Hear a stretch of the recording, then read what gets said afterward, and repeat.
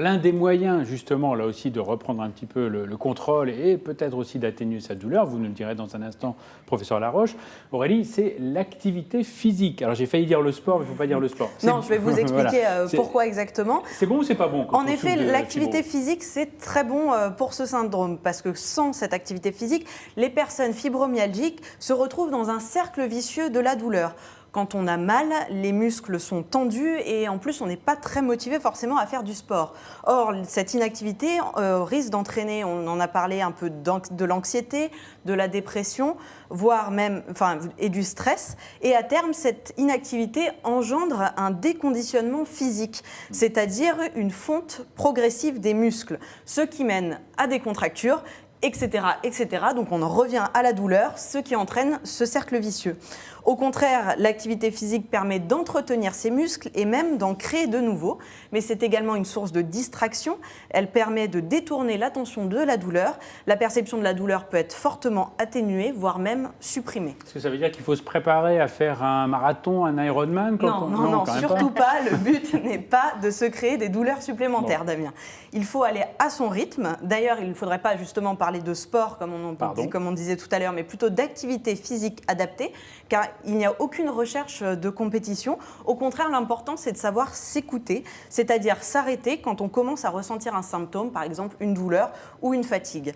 Un autre conseil, c'est de savoir découper, fractionner son temps d'activité. Par exemple, si au bout de 20 minutes de marche rapide, vous avez des douleurs, il vaudrait peut-être mieux faire 10 minutes à un moment de la journée, puis 10 minutes à un autre moment. On conseille d'ailleurs souvent aux adultes, qu'ils soient fibromyalgiques ou non, d'effectuer 30 minutes de contraction musculaire efficace par jour, mais cela ne veut pas dire qu'il faut le faire absolument en une fois.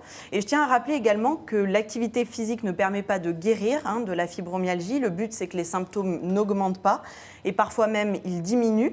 L'activité physique permet ainsi de réduire les douleurs et aussi d'améliorer la qualité du sommeil, l'humeur et la concentration. Ça, c'est vrai pour tout le monde. Alors, est-ce qu'il y a des sports qui, malgré tout, sont plus adaptés Je vais intervenir par rapport à l'activité physique. Oui. Quand on dit arrêter quand il y a des douleurs, les patients vont rigoler, ils vont dire « mais j'ai mal tout le temps ». Ah, d'accord, il ne faut pas leur dire ça. Donc voilà, ça ne va pas leur plaire là, de leur dire comme ça, de leur dire en fait, il y a un niveau de douleur acceptable, moyen, qui est un peu permanent.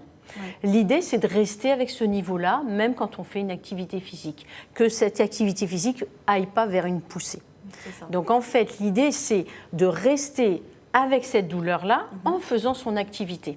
Donc quand on dit arrêter quand on a mal, ça ne fonctionne pas. C'est arrêter quand on a trop mal. Vous voyez ? Donc en fait, il y a une façon de faire qui est d'anticiper et de dire exactement comme vous le dites. Par exemple, si sur 15 minutes, on a plus de douleur et de fatigue, on va faire ce qu'on appelle, nous, la règle des 2/3, c'est-à-dire que vous faites des sessions de 10 minutes, mais répétées. Comme ça, on est toujours en dessous de l'aggravation des douleurs et donc on peut continuer à fonctionner. Alors, il y a une question de Sandrine là, qui nous demande est-ce que le fait de faire du sport endommage les fibres nerveuses et musculaires et que le moindre mouvement ne va pas entraîner des dégâts? On voit bien qu'elle s'inquiète, effectivement. Oui. Alors, la bonne nouvelle, comme on l'a dit tout à l'heure, c'est qu'il n'y a pas de lésion. Les muscles ne sont pas abîmés. Sauf s'il y a on a le droit, on dit, d'avoir la peste et le choléra, je suis désolée, mais elle peut avoir aussi autre chose. Mais à partir du moment où on ne parle que de la fibromyalgie, on va dire, dans ce cas-là, s'il n'y a que de la fibromyalgie, il n'y a aucune lésion. Donc, elle peut tout à fait faire une activité physique. Mais elle ne va pas faire un Ironman si elle ne faisait rien avant. Elle va faire quelque chose qui soit réaliste.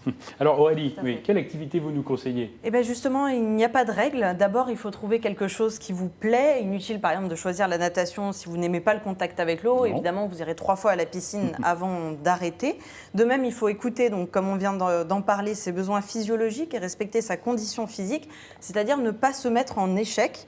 Se fixer un certain temps de marche et puis finalement être essoufflé au bout de quelques minutes, c'est pas très bon pour le moral.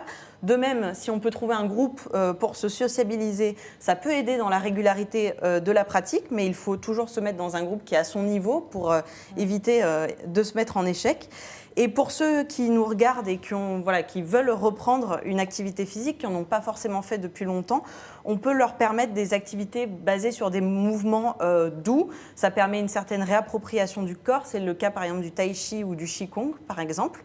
Et enfin, il est important de bien s'hydrater durant toute la période de l'effort et de s'étirer. Chez les personnes fibromyalgiques, l'étirement peut permettre de redonner des informations au cerveau qui ne sont pas des informations de douleur, et ça fait souvent du bien à la fois au corps et à l'esprit. Et évidemment, je voulais rappeler à tout le monde que ces conseils ne sont pas uniquement à destination des personnes fibromyalgiques. Faire du sport qui nous plaît, s'adapter à sa condition physique, s'hydrater et s'étirer, c'est valable pour tout le monde. Professeur Laroche, vous, à vos patients, vous recommandez quoi? Du yoga, de la natation, du qigong? Qu'est-ce que vous recommandez? Le plaisir du patient. Le plaisir, c'est ça qui compte. Ah oui, il faut une activité de plaisir, une activité qui soit vraiment agréable. Donc tout dépend un peu Il faut que ça soit agréable. Oui, de l'historique, enfin agréable à faire. Ah, d'accord. Tout dépend de l'historique aussi des personnes. Il y a des personnes qui ne sont pas du tout sportives et des personnes qui étaient sportives ou qui le sont restées. Donc on a déjà 2 cas de figure complètement différents. La patiente ou la personne qui n'est pas du tout sportive, il va falloir y aller très doucement, très progressivement. Et ça va être souvent très difficile pour la personne d'accepter, de partir marcher 2 ou 3 minutes, de faire du rameur ou de l'elliptique chez elle 2 ou 3 minutes. Elle va se dire, mais ça ne sert à rien. Et pourtant, il faut commencer bas pour progresser. Donc, pour certains patients, c'est vraiment extrêmement difficile de commencer parce qu'ils se disent, mais je ne vois pas de progrès. Et c'est normal qu'au début, il n'y a pas de progrès. Ça va être long.